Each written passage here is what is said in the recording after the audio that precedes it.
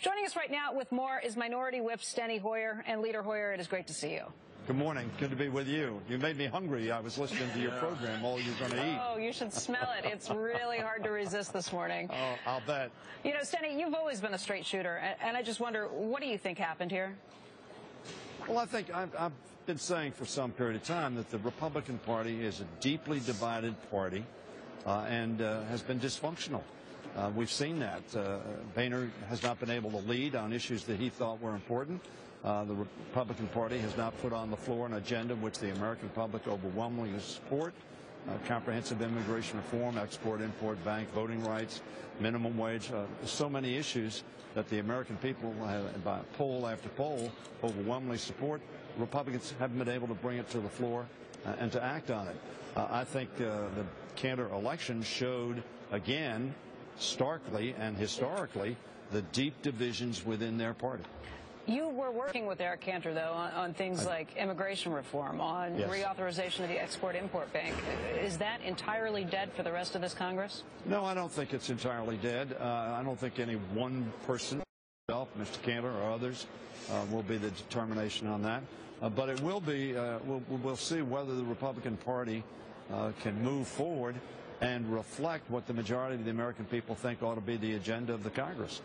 If it can't, I think it's going to continue to fall deeper and deeper into its ideological corner. Immigration in particular, though, has been what some people have been blaming for Cantor's loss in this primary, his stance on that, his willingness to work toward immigration reform. Speculation has been that there is not a Republican who will take a risk on this, who will take a chance on that. Why do you think that's not the case? Well, I think it's not the case. If you read the Wall Street Journal this morning, it says clearly that the majority of the American people, but the majority of Republicans want to see immigration reform. Most Republicans say the immigration reform system is broken. The Speaker of the House, John Boehner, put forward 5 principles. Now, they were rejected, and they were rejected because the far right of the Republican Party has control way out of proportion, in my opinion, to its numbers. But it clearly it has been able to work its will in a number of elections around the country. And Mr. Cantor, who clearly was a conservative and sent out some very tough stuff in the election on being opposed to amnesty, being opposed to moving forward on immigration, so that the Republican Party is going to have to come to grips with the division between its presidential wing, which feels that it's got to show much more support of immigration, immigrants, and getting this country to fix its broken system, or it's going to lose national elections. But that's the question, Steny. Is your analysis that this particular primary election represents something larger than just the microcosm that is Virginia in this district? Well, I think, you know, typically all politics is local. To that extent, of course, this was a local election. But with historic implications, after all, this is the first sitting majority leader in history to have been defeated. And clearly the professor that beat him did raise immigration as the issue. But the irony was that Eric Cantor wasn't bringing immigration reform to the floor. He wasn't bringing the Senate bill to the floor, wasn't bringing our bill to the floor, and didn't bring the bills to the floor that were passed out of the Judiciary Committee. And it is because the Republican Party is in the grips of its far-right element and reflects a deep division and dysfunction in their party. You know, so both parties have some issues with their fringe groups. I mean, you can't get the president's trade deal even considered because Harry Reid rejects it. I mean, if you can't get along with each other in the Democratic Party, and then the Republicans can't get along, how can Democrats and Republicans ever get along? I mean, it just seems like, I know you can point a lot of fingers at the Republicans, but this is a mess on both sides, isn't it? Well, you know, you pick out an individual issue. Very frankly, if you poll the American people on trade, they are very, very divided on that issue. And the Democratic Party has been divided on that issue. One of the problems now is the Republican Party is very divided on trade. Yeah. So you pick out one issue, but I will tell you, Democrats historically during this Congress have been able to marshal overwhelming majorities for issues that I was able to work with Eric Cantor, for instance, on Export-Import Bank. Every Democrat voted for the Export-Import Bank. Democrats voted for Sandy relief while the Republicans were divided on that. Violence against women, which used to pass overwhelmingly with 350 or more. The Voting Rights Act, which passed 98 to nothing. Wait a second. On the Export-Import Bank, the votes against it from the Republicans have been on what you'd be giving away in terms of leadership and how much control would go over that. That's not just strictly a funding issue. Well, I didn't say it was a funding issue. I think it's an ideological issue. 93 Republicans. It wasn't like 4 or 5 Republicans voted against it. 93 Republicans, while frankly, the overwhelming majority of labor and the business community are for that because they want to be competitive. I think the Export-Import Bank, which is a big part of the Make It in America agenda, which I've been pushing. We had a press conference on yesterday. The creation of jobs and making sure that America is competitive internationally is a critically important component. Very frankly, Eric Cantor was for it, but in his deeply divided party, he couldn't bring it back onto the agenda. I think that's unfortunate. Hey, Stenny, Mosul is going to Tikrit yesterday, Fallujah. They're talking about Baghdad now. Nobody should try to politicize this and make chaos. I agree with that.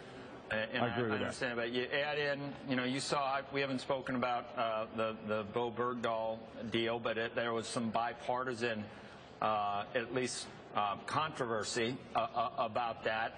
I mean, do you feel like this administration has the foreign policy side of things under control at this point? Would you argue that? I wouldn't argue that we have things under control because this is a much more complicated world than we've had over the last couple of decades, frankly, in Middle East in particular. Whether you're talking about Egypt, you're talking about Syria, you're talking about Iran. Iraq certainly is becoming very, very problematic.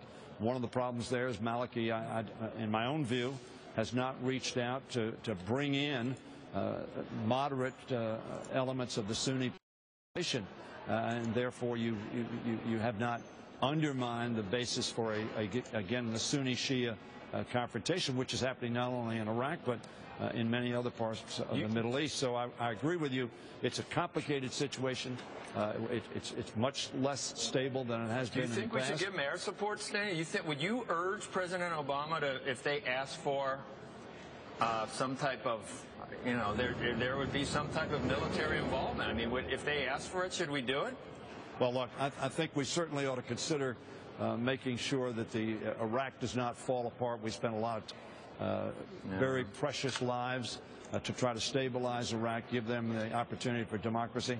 I think, unfortunately, they've been moving ahead in a fashion which did not create consensus in their country, and I think that's one of the great problems they have. And certainly, I think we ought to consider to see whether or not we can effectively help in stabilizing that the present situation. Still with me? Yep. Yeah, we're here. So, again, let's go back to what this means in 2016. Does this change the prospects? Does this change how each of the parties align themselves for the presidential election? Well, I think that our party is, I think pretty well aligned for the 2016 election. I think we have some excellent candidates who could run, including my own governor, and obviously Hillary Clinton is perceived correctly, I think, to be the favorite if she runs. I think she has extraordinary experience. And I think would be does this make it tougher for every one of the polls. Because that's another thought that's come out of this. Does it make it tougher for incumbents? Well, look, I think the American people are pretty fed up with all of us. They see their government is not functioning in an effective way, and I don't blame them for being frustrated. I'm frustrated by it. We need to work better, to work more collegially across party lines. We will see in this majority leader's election that's coming up next week. Whether or not the Republican Party wants to move in that direction or wants to move in the direction of being a more hard-line, more ideological party. It's frankly, in my view, and I've been, as you know, elected in '66, so I've been in a lot of elections, served in a lot of contexts in the state Senate. And here, right now, the Republican Party suffers from the narrowest base of any party that I've seen in the 45 years that I've been active. Leader Hori, we want to thank you for your time today. Thank you. Okay.